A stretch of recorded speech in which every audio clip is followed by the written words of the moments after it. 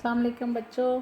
आज हम इमाम गज़ाली के तरीक़ा है तदरीस की बारे में पढ़ेंगे कि कौन कौन से मेथड ऑफ टीचिंग थे जो कि उन्होंने अपनाए। पहले हमने उनका निसाब पढ़ा है, उसके बाद हम तरीक़ा है तदरीस पढ़ेंगे। तो उसमें हमने ये पढ़ना है कि तालीमी निसाब को नई नस्ल तक मुंतकिल करने के लिए मल्लम जो तरीक़े इख्तियार करता है वो तरीक़ा है तदरीस कहलाते हैं। चूँकि इमाम गज़ाली ख़ुद भी एक मल्लम थे, इसलिए बतौर एक मल्लम इमाम गज़ाली तलबा की ज़हनी इस्तेदाद, काबिलियत, फ़ितरी ज़रूरियात और नफ्सियाती तकाज़ों से मुकम्मल आगाह थे और अपनी तदरीस में वो तदरीसी हिकमत अमली में तलबा की शख्सियत के नफ्सियाती पहलुओं को ख़ुसूसी तौर पर मद्देनज़र रखते थे। इमाम गज़ाली ने अपने तरीक़ा तदरीस में नफ्सियात के असूलों को अपनाया और यही असूल अब जदीद दौर के जो मग़रबी मुफ़क्किरीन हैं वो भी अपनी तहक़ीक़ के ज़रिए ये साबित कर चुके हैं कि वो ये असूल सही असूल थे, जो नफ्सियाती असूल थे।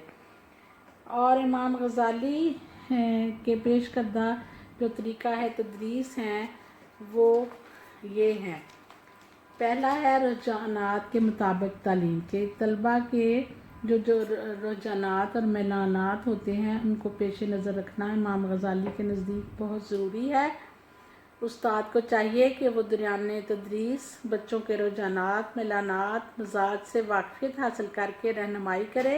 अगर तदरीसी अमल के दौरान तलबा के रुझानात को नज़रअंदाज कर दिया जाए तो मतलूबा तदरीसी मकासद का हसूल मुमकिन नहीं होता।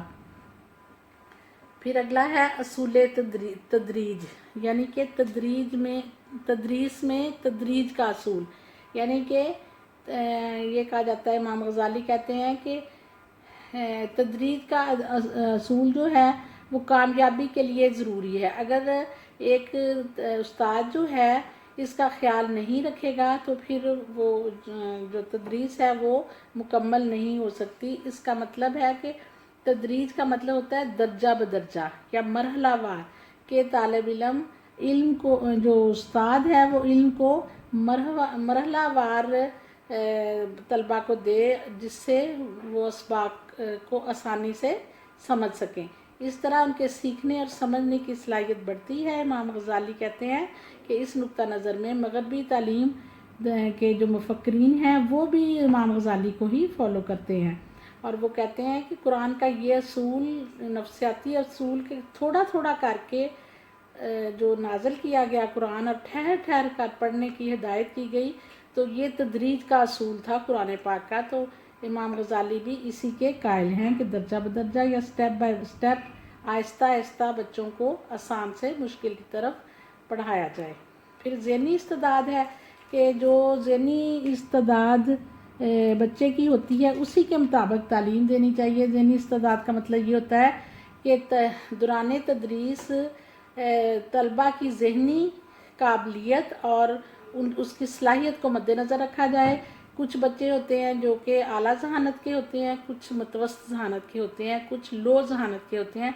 तो इमाम गज़ाली का कहना है कि तदरीस के मतलूबा मकासद जो हैं वो तभी पूरे हो सकते हैं अगर तलबा की इस्तेदाद को या उनकी ज़हनी इस्तेदाद को सामने रखा जाए।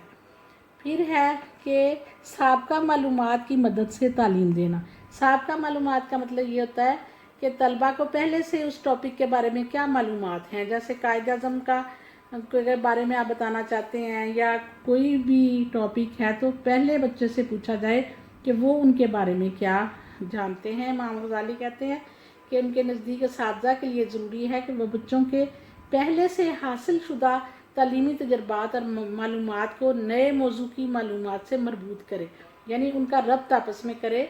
और साबका मालूमात जिसे प्रीवियस नॉलेज कहा जाता है वो बच्चों से क्वेश्चन करके या सवालात के ज़रिए पूछे कि उस टॉपिक के बारे में जो पढ़ा जा रहा है पहले बच्चे उसके बारे में क्या जानते हैं।